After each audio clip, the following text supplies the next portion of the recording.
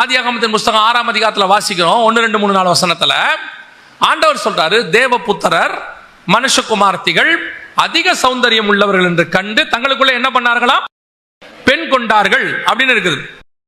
அப்படின்னா இந்த தேவபுத்திரர் என்பது சபை, மனுஷகுமார்த்திகள் என்பது உலகம். இந்த உலகத்தை பார்த்து அழகா இருக்குதுன்னு சொல்லி அவர்களோடு கூட இவர்கள் போய் பெண் கொண்டார்கள். ஆனா ஆண்டவர் சொல்ற வார்த்தை, என் ஆவி மனுஷனோடு கூட போராடுவதில்லை. அதுக்கு பதிலாக யார் சத்தத்தை கேட்குது? உலகத்தின் சத்தத்தை கேட்குது. இந்த உலகத்தின் சத்தம் அதிக சௌந்தரியமாக இருக்கும்.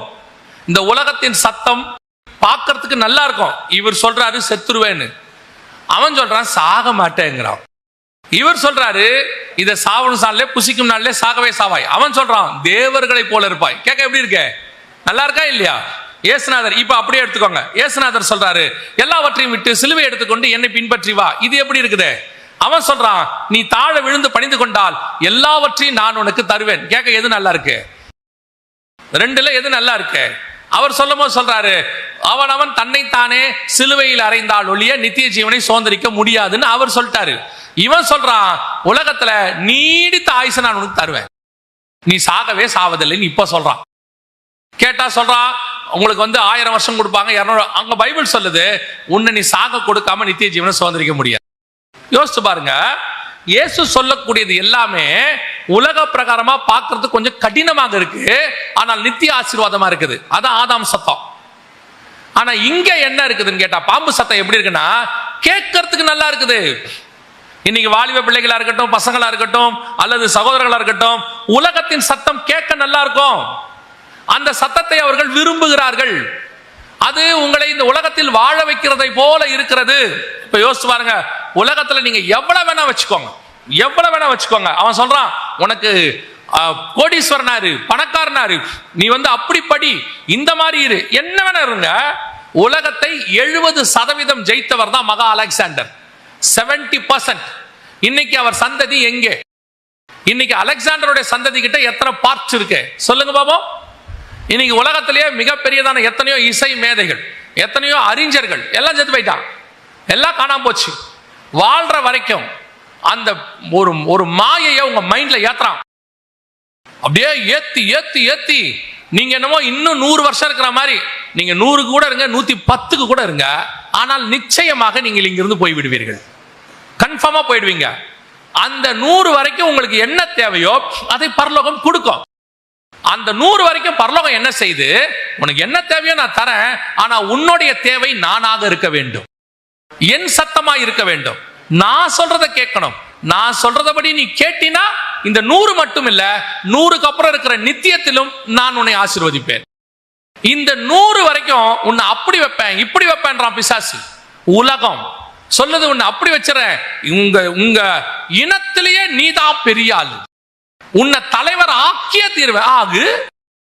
ஆகுங்க. தலைவரா இருக்கிறதுனால 200 வரைக்கும் இருப்பீங்களா? தலைவரா இருக்கிறதுனால போகும்போது உங்களுக்கு ஸ்பெஷல் கோட்டா கொடுப்பாங்களா மேல? அவ்வளவு ஒரு பதவி ஆசை, பணத்தாசை, படிப்பு, பெருமை. சபை என்பது என்ன? உன் பெருமையை காட்டுகிற இடம் அல்ல. இப்படி இந்த மென்டாலிட்டியோட சர்ச்சுக்கு வந்துவிட்டு, இது என்ன மென்டாலிட்டி?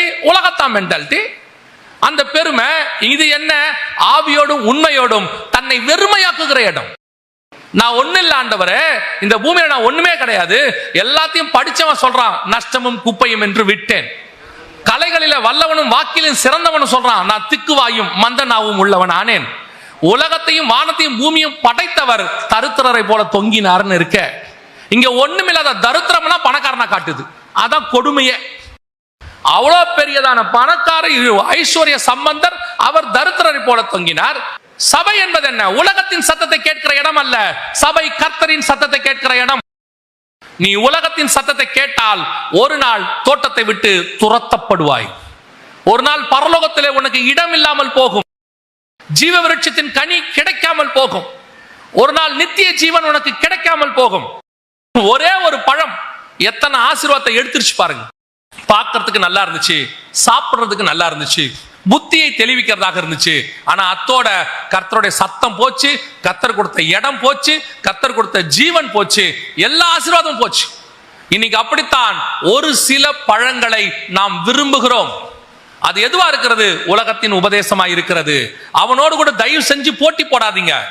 வாலிபர்களுக்கு சொல்றேன், உங்க பிள்ளைகளையும் சொல்றேன், உலகத்தோடு கூட போட்டி போட்ட வச்சு அன்னைக்கு இதை படிச்சாதான் பிள்ளைக்கு எதிர்காலம். இப்போ சொல்றேன், உங்க பிள்ளையின் எதிர்காலம் நீங்கள் சேர்த்து வைத்திருக்கிற சொத்தின் கையில் இல்லை, நீங்கள் வச்சிருக்கிறதான நகையின் கையில் இல்லை, நீங்கள் கொடுக்கிற படிப்பின் கையிலும் இல்லை.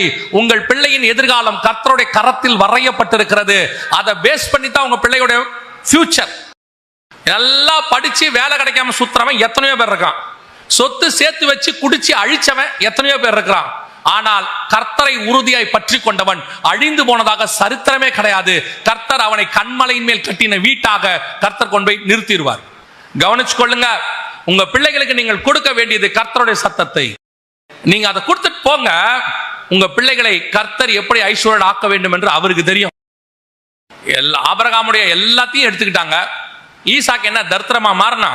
வசனம் சொல்லுது, ஈசாக்கு வர வர பலத்து ஐஸ்வர்யனானான். வசனம் அப்படியே சொல்லுது.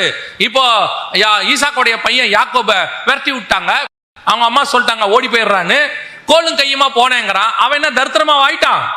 இரு பெரும் பரிவாரங்களோடு கூட திரும்பி வந்தேனுங்கிறான். இப்ப யாக்கோபுடைய பையன் யோசேப்பு அண்ணன் தம்பிங்களே கோவப்பட்டு பொறாமையில அடிச்சு குடிச்சு வித்து விட்டாங்க அவனை. அவன் பாருங்க அடிமையா போயிட்டான் ஒரு ஊருக்கு. அதனால நாசமா ஆயிட்டான். ஒரு நாட்டுக்கே பிரதமரா மாறிட்டான். இவங்க அத்தனை பேருக்கிட்டையும் அப்பன் கொடுத்த சொத்து இல்ல, ஆனா ஆண்டவர் இருந்தாரு. ஆண்டவர் உயர்த்துவதற்கு வல்லமை உள்ளவராய் இருந்தார். யார் என்ன கொடுத்தால் என்ன, கொடுக்கா விட்டால் என்ன, கர்த்தர் உன்னை கனப்படுத்துகிறார். ஒண்ணும் இல்லாத நம்மை, புழுதியில் இருந்த நம்மை எடுத்து ராஜாக்கள் மத்தியில் உட்கார வைக்கிறார். அப்ப நீங்க என்ன உங்க பிள்ளைகள் கொடுத்துட்டு போனோம் தெரியுமா? உலகத்தின் சத்தத்தை கேட்காத.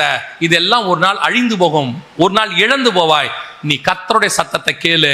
கர்த்தர் உன்னை தன்னோடு கூட வலது பாரசத்தில் உட்கார வைத்துக் கொள்வார். அல்லேலூயா.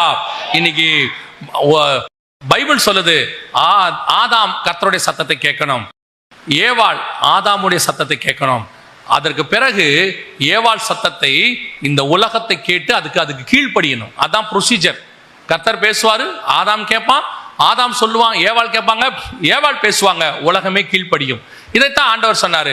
ஆண்டவர் அப்போஸ்தலர்கள் பிதாவாகிய தேவன் தம்முடைய குமாரனுக்கு வெளிப்படுத்தல் 1:1 சீக்கிரத்தில் சம்பவிக்க வேண்டியவைகளை தம்முடைய ஊழியக்காரருக்கு காண்பிக்கும் பொருட்டு தேவன் இயேசு கிறிஸ்துவுக்கு ஒப்புவித்ததும், கர்த்தர் ஆதாம் கிட்ட பேசினது தேவன் இயேசு கிறிஸ்துவுக்கு ஒப்புவித்ததும், இவர் தம்முடைய தூதனை அனுப்பி தம்முடைய ஊழியக்காரனாகிய யோவானுக்கு வெளிப்படுத்தினதுமான விசேஷம்.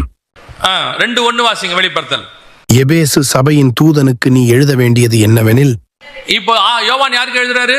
சபைக்கு எழுதுறாரு. ஏவாளுக்கு எழுதியாச்சு. 2:7 வாசிங்க. ஆவியானவர் சபைகளுக்கு சொல்லுகிறதை காதுள்ளவன் கேட்க கடவன். சபை கேட்கணும், அவ்வளவுதான். அப்படியே அந்த ப்ரொசீஜர் இருக்கு பாருங்க. ஆண்டவர் சொல்லுவாரு, இயேசு கேட்பாரு, இயேசு தூதனை அனுப்புவாரு, யோவான் கேட்பாரு, யோவான் சபைக்கு எழுதுவாரு, சபை அதை கேட்க வேண்டும். இங்க ஆண்டவர் ஆதாம்கிட்ட பேசுவாரு, ஆதாம் ஏவாள்கிட்ட பேசுவாரு, ஏவாள் உலகத்துக்கு பேசுவாங்க, உலகம் கீழ்ப்படிய வேண்டும். வேலை முடிச்சு. ஒரே ஃபார்முலா தான். ஆனா இன்னைக்கு ஆப்போசிட்டா இருக்கு. உலகம் ஏவாள்கிட்ட பேசுது, சபை கிட்ட பேசுது, அது சபைக்குள்ள வருது. சபை இங்க வந்து நம்ம கிட்ட சொல்லுது, ஊழியக்காரங்கிட்ட, பாஸ்டர் நம்ம இப்படி செய்வோமா, பாஸ்டர் இப்படி பண்ணுவோமா, அவரு அப்படி பண்றாரு, அந்த இடத்துல இப்படி பண்றாங்க, உலகத்துல இப்படி செய்யறாங்க, அந்த மாதிரி நம்ம சம்பாதிப்போமா, இதை வைப்போமா, அதை வைப்போமா, உலகம் சொல்றதை கொண்டாருது. இங்க ஒரு இடத்துல என்ன ஆகுது, வேற வழி இல்லாம ஆதாம் பேச்சை கேட்கிறாரு, ஊழியக்காரங்க பேச்சை கேட்டுறாங்க சில சபைகள்ல. இப்ப கடைசியா என்ன ஆச்சு? ஆதாம் ஏவாள் மொத்த பேரும் பாம்போட வெளியே போயிட்டாங்க. இதுதான் முடிவாக இருக்கும். நீங்கள் இந்த ஃபார்முலாவை மாத்தாதீங்க. ஆண்டவர் உங்க ஊழியக்காரர் வழியாக ஆவியானவர் சபைகளுக்கு பேசுவார். நீங்கள் அந்த சத்தத்தை கேளுங்கள். கேட்டு உலகத்தை கீழ்ப்படுத்துற வேலை நடக்கணுமே ஒழிய உலகத்துக்கு நீங்கள் கீழ்ப்படிய கூடாது. அல்லேலூயா.